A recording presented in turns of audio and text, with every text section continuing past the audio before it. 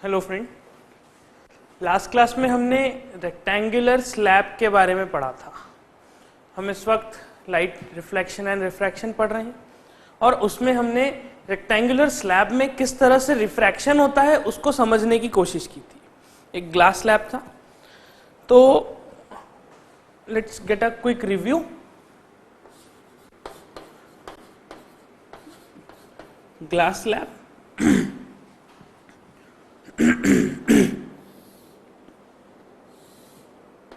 ये स्लैब कुछ इस तरह का था।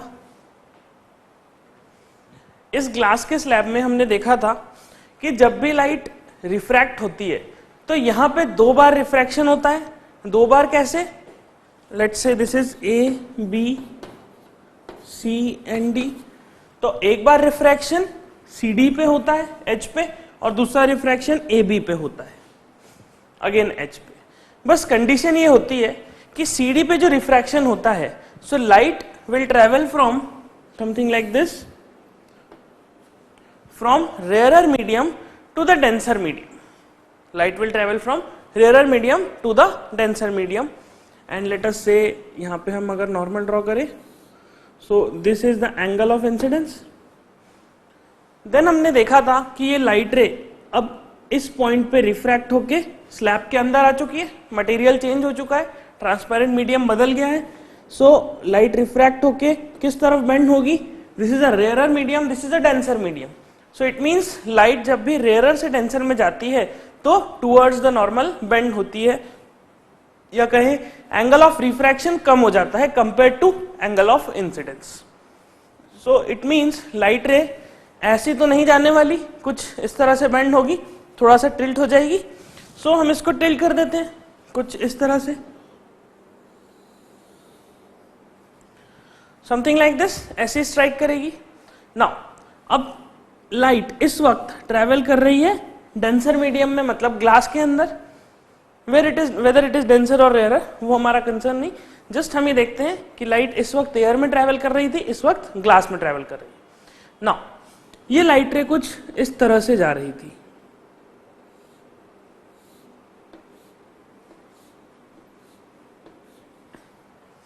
लेकिन इसमें ग्लास स्लैब होने की वजह से एक बेंडिंग हो गई यहां पे।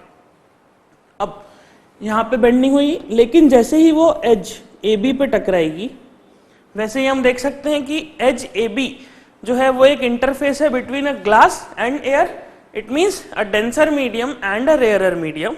सो इट मीन्स लाइट रे डेंसर मीडियम से निकल के रेयरर मीडियम की तरफ जाएगी। अब ऑब्वियस सी बात है कि जब लाइट डेंसर से रेयरर में जाती है तो एंगल ऑफ रिफ्रैक्शन बड़ा हो जाता है compare to angle of incidence.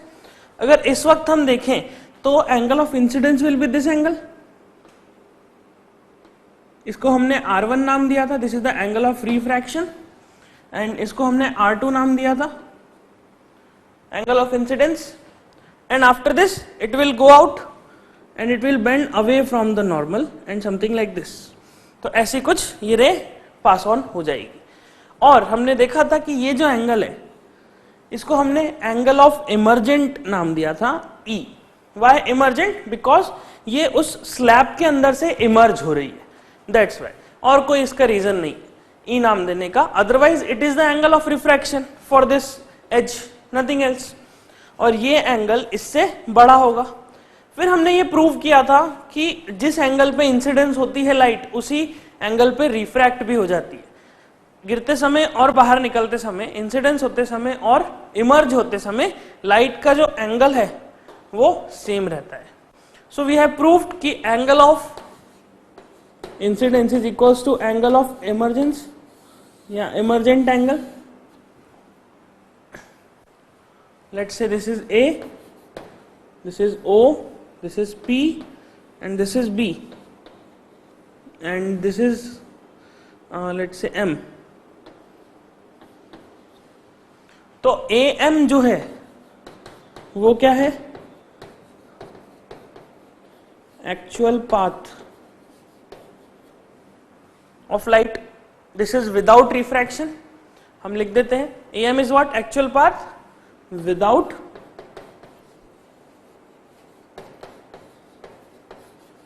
Refraction, light का ऐसा पाथ जिसमें कोई रिफ्रैक्शन नहीं होगा, तो लाइट बिल्कुल AM को फॉलो करती हुई चली जाएगी। लेकिन इस वक्त लाइट AM को फॉलो नहीं कर रही है, इस वक्त लाइट हमें दिख रही है कि A से निकल के और B से बाहर आ रही है। We can see this, the path of light is AOPB. So what is AOPB? Light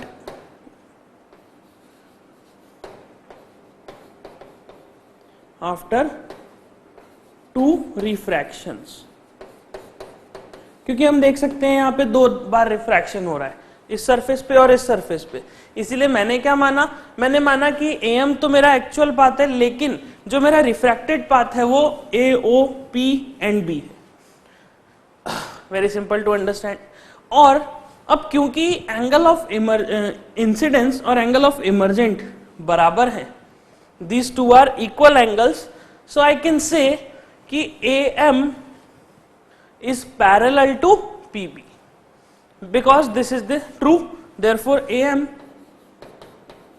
is parallel to PB. ये आप बड़ी आसानी से समझ सकते हैं। कैसे? For example these two are parallel lines, these two are parallel lines and a transversal. We can understand this. Okay, so according to that, according to geometry, ये दोनों लाइंस पैरेलल दिखेंगी, ये दोनों लाइंस बिल्कुल 100% पैरेलल होंगी एक दूसरे के। You can prove this very easily.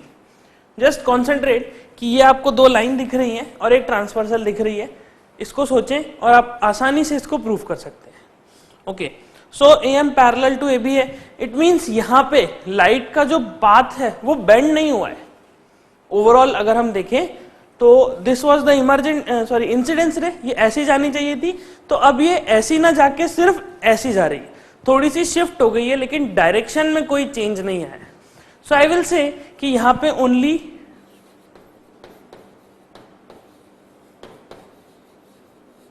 lateral shifting happened.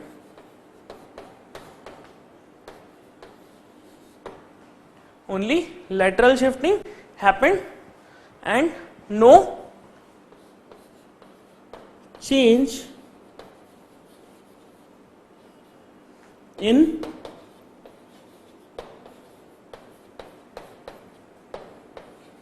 Direction. तो सिर्फ लेटरल शिफ्टिंग हुई है, डायरेक्शन में कोई बदलाव नहीं हुआ है। सो आई विल से कि यहाँ पे लाइट का अगर हम ध्यान से देखें तो this was the actual path, this was the refracted path. So इन दोनों के बीच में जो डिस्टेंस है इसे हम कहेंगे x, where x is equals to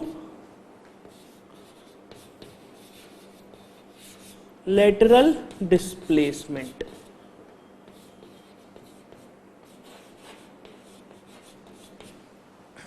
x को बोला जाता है lateral displacement. Lateral mean sideways, कि साइड में डिस्प्लेसमेंट हो गया, ऐसी जा रही थी अब ऐसी जा रही है, नथिंग एल्स, डायरेक्शन में कोई बदलाव नहीं।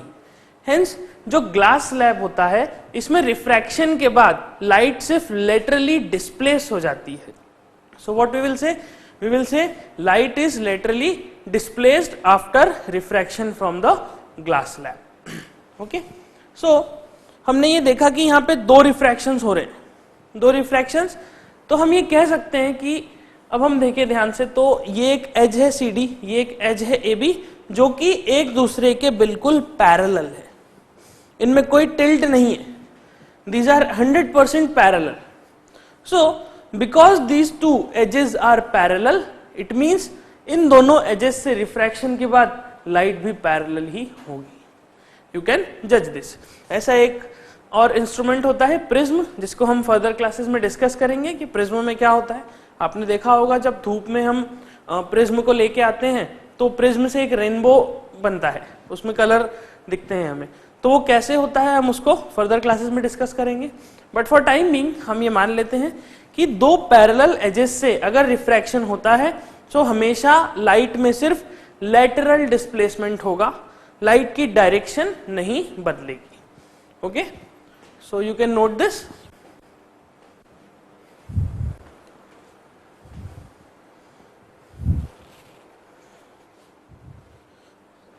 ओके, सो हमने अभी तक रिफ्रैक्शन क्या होता है, क्यों होता है, कैसे होता है और कब कब होता है, ये सारी चीज़ों को डिस्कस कर लिया है, उसे बहुत अच्छे से समझ लिया है और जो रिफ्रैक्शन को फॉलो करने वाले लॉ हैं उनको भी समझ लिया और इम्प्लीमेंट करके भी देख लिया है ना। अब ये लॉ एक्चुअल में इम्प्लीमेंट होते हैं ये हम कैसे पता लगाएं? ये हम बहुत आसानी से पता लगा सकते हैं अपने कॉमन ऑब्जर्वेशन से। कॉमन ऑब्जर्वेशन जो आप डे टू डे लाइफ में देखते हैं, हमने स्टार्टिंग में डिस्कस किया था कि आप एक सिक्के को ग्लास में डाल दीजिए तो आपको दिखेगा कि वो सिक्का थोड़ा सा ऊपर है, या आप ग्लास स्लैब को पेपर पे रख दीजिए तो आपको लेटर्स उठे हुए दिखेंगे। ये सभी ऑब्जर्वेशंस, या फिर जो तारे टिमटिमाते हैं, क्यों टिमटिमाते हैं? अगेन ड्यू टू रिफ्रैक्शन, इसको भी हम समझते हैं। और जो सनसेट और सनराइज का जो समय होता है, एक्चुअल में क्या होता है, सनसेट जिस समय होने वाला होता है हमें सन उसके पहले से ही नीचे दिखता है, या ऐसा कहें सन जब नीचे जा रहा है, सनसेट हो रहा है, सनसेट होते होते सन डूब चुका है लेकिन फिर भी हमें सन ऊपर दिखाई देता है, या सनराइज में सन ऊपर आया नहीं है लेकिन हमें फिर भी दिखाई देता है। It is again due to refractions. या आपने देखा होगा गर्मियों के समय में आप जब रोड पे गाड़ी चलाते हैं तो उस समय आपको रोड पे सामने ऐसा पानी जैसा दिखता है, थोड़ी सी दूर पे आप देखेंगे तो आपको ऐसा लगेगा कि वहां पानी भरा हुआ है। Why it is happening? It is again due to refraction. तो चलिए इन सम कॉमन ऑब्जर्वेशंस को हम एक एक करके डिस्कस करते हैं कि रिफ्रैक्शन किस तरह से इस चीज को करता है, कि रिफ्रैक्शन की वजह से ऐसा क्या हो जाता है कि लाइट का मतलब हमें कॉमन ऑब्जर्वेशन ऐसे देखने को मिलते हैं, ये सारी चीजें। Okay, so let us discuss some.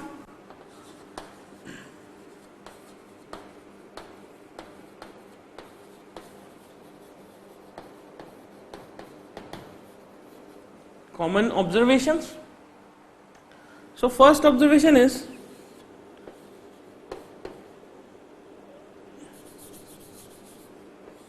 coin placed in a glass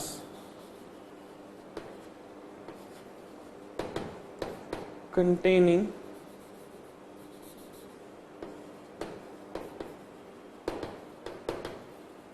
water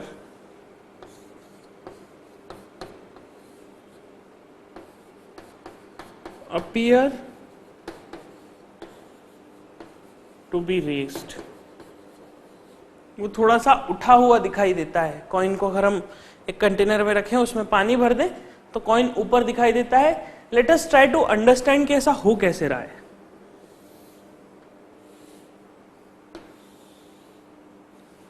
Let us say this is our glass। इस ग्लास में हम मान लेते हैं कि यहां पे मैंने एक कॉइन को रख दिया।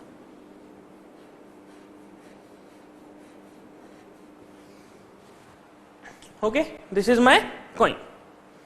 इसको और थोड़ा सा बड़ा कर लेते हैं।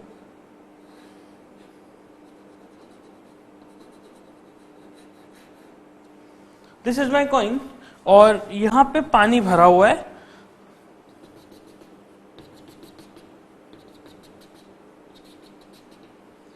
और let us say this is the layer, this is the surface of water। अब क्या होगा, हम ये देख सकते हैं कि कॉइन हमें क्यों दिख रहा है, उसका क्या रीजन है। कॉइन हमें इसीलिए दिख रहा है क्योंकि यहाँ पे जो ट्यूबलाइट है वो ट्यूबलाइट से लाइट निकल रही है, निकल के कॉइन से टकरा रही है और कॉइन से टकरा के वापस हमारे पास आ रही है। Now coin is an opaque object, मतलब लाइट अगर कॉइन से टकराएगी तो वहां पे रिफ्लेक्शन होगा। अब कॉइन में से जैसे ही लाइट टकराई, रिफ्लेक्शन हुआ, लाइट आ गई। लेकिन यहां पे एक चीज जो दिख रही है वो ये कि जब लाइट कॉइन के पास जाएगी तो इस वक्त तो कॉइन के पास जो लाइट जा रही है वो एयर में है, लेकिन जैसे ही वो इधर आएगी वो वाटर में हो जाएगी। इट मीन्स कॉइन तक जाने के लिए लाइट को दो मीडियम से गुजरना होगा। दो कौन से? एक तो एयर और दूसरा water. So it means coin पे जब लाइट स्ट्राइक करेगी तो स्ट्राइक करने के बाद ऊपर आने पे भी उसको दो मीडियम से गुजरना होगा। कौन सा? वाटर और एयर। लेट अस से कि मैं कॉइन को एग्जैक्टली ऊपर से देखूं, यहां से ऐसा, जब मैं लाइट कॉइन को यहां से देखूंगा तो कॉइन से निकलने वाली लाइट रे कुछ ऊपर की तरफ आएगी,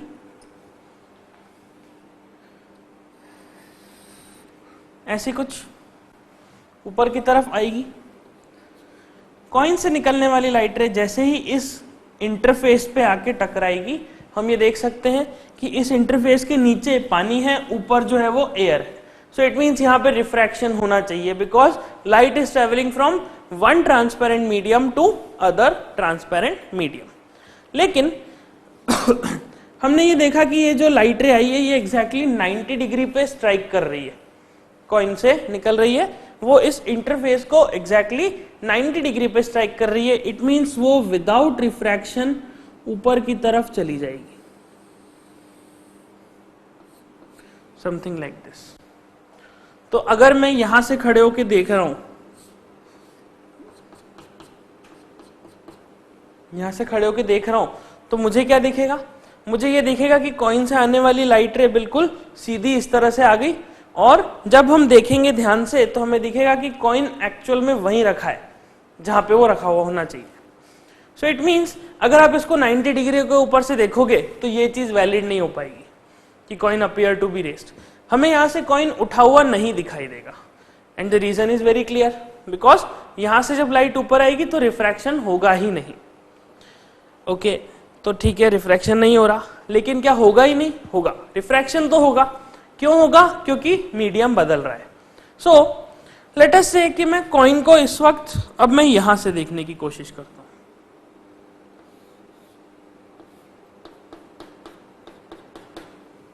अब मैंने थोड़ा सा ग्लास को, मैं ऐसा देख रहा था, अब मैं थोड़ा सा पीछे हो गया और मैं टेढ़ा होके देख रहा हूं ऐसा ग्लास को। तो जब मैं ऐसा टेढ़े से देखूंगा ग्लास को, सो ग्लास से ये कॉइन से निकली लाइट रे इस तरह से स्ट्राइक करेगी,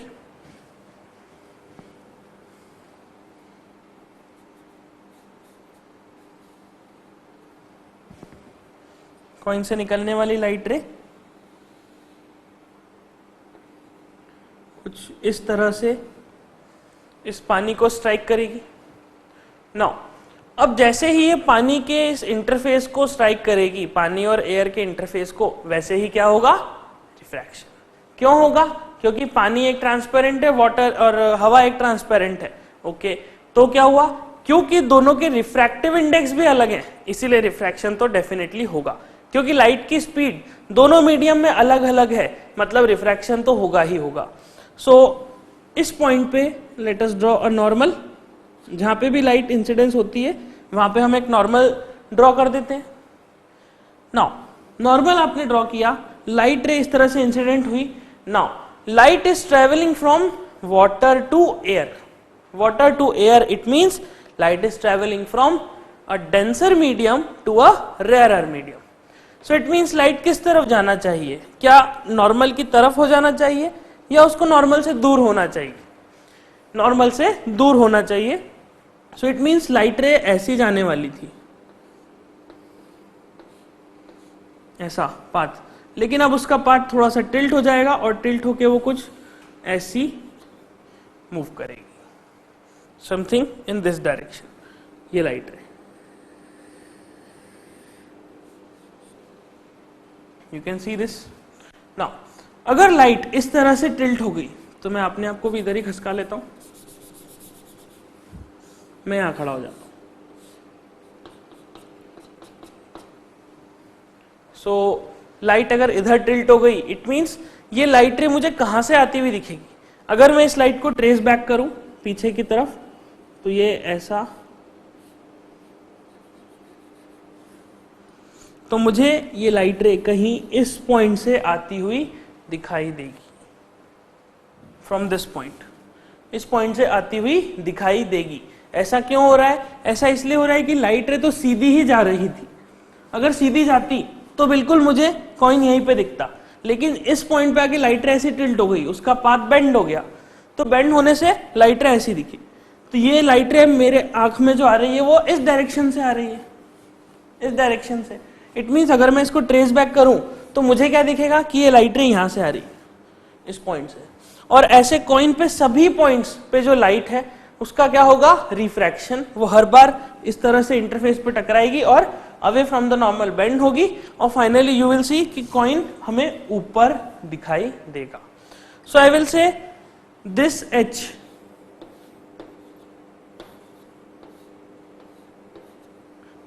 is what? This H is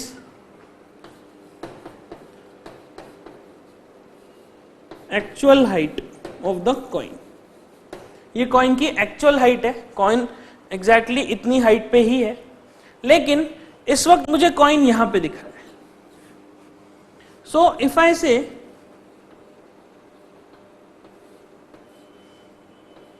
कि this is H1, so H1 will be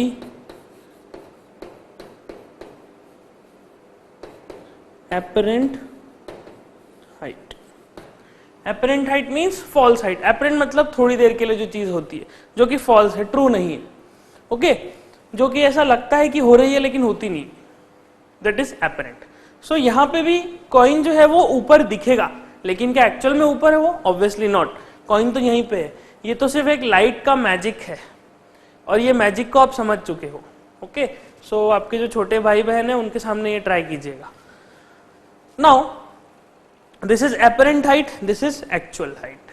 this is very clear I guess कि कॉइन ऊपर उठा हुआ क्यों दिखता है। तो इसका मतलब अगर आप कॉइन को यहां से देखोगे तो आपको कॉइन ऊपर नहीं दिखेगा, and the reason is 90 degree पे लाइट स्ट्राइक करती है, लेकिन आप जैसे ही थोड़ा सा टिल्ट हो जाओगे वैसे ही आपको कॉइन ऊपर दिखेगा, और आप जैसे जैसे टिल्ट होते जाओगे वैसे वैसे कॉइन आपको और ऊपर दिखता जाएगा। You can observe this, okay, and the reason is again I guess very clear to you, light का ऊपर होना। सो ये बहुत कॉमन ऑब्जर्वेशन है जो डे टू डे लाइफ में देखते हैं कि लाइट का रिफ्रैक्शन होने की वजह से कॉइन ऊपर हो गया। लेकिन अगर मैं एक ग्लास स्लैब को पेपर पे रखता हूं तो मुझे लेटर्स उठे हुए दिखते हैं। क्या मैं ऐसा कह सकता हूं कि उसका रीजन जो रिफ्रैक्शन है, ये हम जानते हैं रिफ्रैक्शन है, उसका रीजन बिल्कुल ऐसा है? Can you draw this? क्या आप ये सोच सकते हैं कि अगर मैं कॉइन को इस तरह से रख के और कॉइन को उठा हुआ देखता हूं तो ग्लास स्लैब में ऐसी क्या खासियत है कि मुझे लेटर्स ऊपर उठे हुए दिखते हैं? Again the same thing, let us try to draw this. The second observation is letters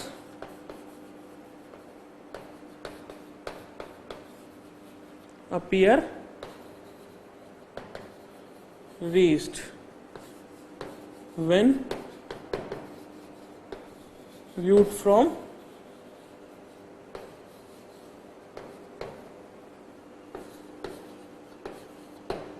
glass slab. Letters थोड़े से उठे हुए दिखाई देते हैं जब हम उन्हें ग्लास स्लैब से देखें। सो इट मीन्स, मैं मान लेता हूं कि ये मेरा न्यूज़पेपर है जिसपे कुछ लिखा हुआ है, यहां पे कुछ लिखे हुए लेटर्स लिखे हुए, और मैंने इसके ऊपर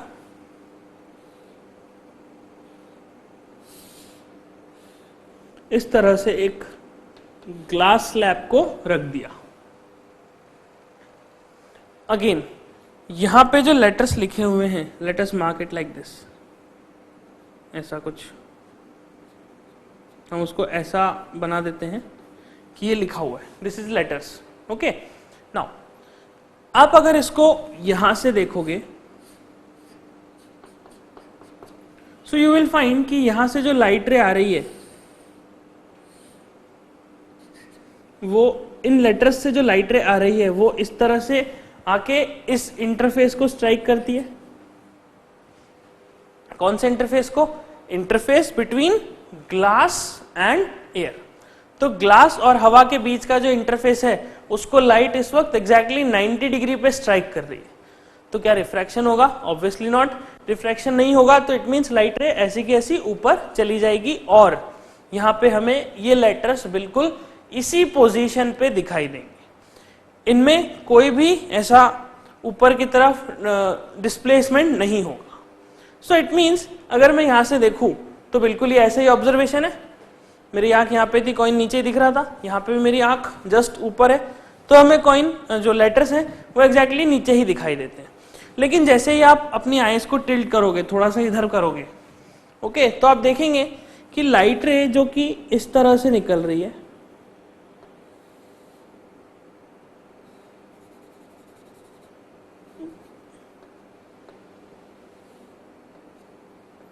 लाइट रे ऐसी निकल रही है, ये नॉर्मल हमने ड्रॉ किया। अब लाइट रे यहां से निकलने वाली जैसे ही इस इंटरफेस को स्ट्राइक करेगी, यू विल फाइंड कि यहां पे रिफ्रैक्शन होगा, because light is travelling from a denser medium to a rare medium. So denser medium से रेयर मीडियम में जब लाइट जाती है तो away from the normal refraction होता है। सो इट मीन्स लाइट जो कि ऐसी जानी चाहिए थी वो एक्चुअल में कैसी जाने लगेगी, it will go something like this, and you will find कि आपको लेटर्स यहां पे दिखाई देंगे। दिस इज योर आई, ये आपकी आई है, तो आपको दिखाई देगा कि ये लाइट रे जो आ रही है ये कहां से आ रही है, ये थोड़े से ऊपर से आ रही है, कहीं यहां से। यू विल फाइंड कि यहां पे आपको लेटर्स दिखाई देंगे। Okay, so again the same reason, कोई डिफरेंस नहीं था, सेम रीजन। देन ये हमने समझा कि लेटर्स हमें क्यों उठे हुए दिखाई देते हैं। तो क्या आप इस चीज को रिलेट कर सकते हैं थर्ड कंक्लूजन से, थर्ड ऑब्जर्वेशन से? Third observation is glass slab appears less thick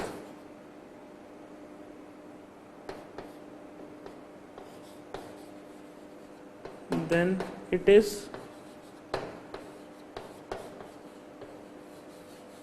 actually. Third observation क्या है? जो ग्लास स्लैब लिया मैंने, glass slab appears to be less thick than it is actually. मतलब ग्लास स्लैब जितना मोटा मैंने लिया, मुझे उतना मोटा वो दिखाई नहीं देता।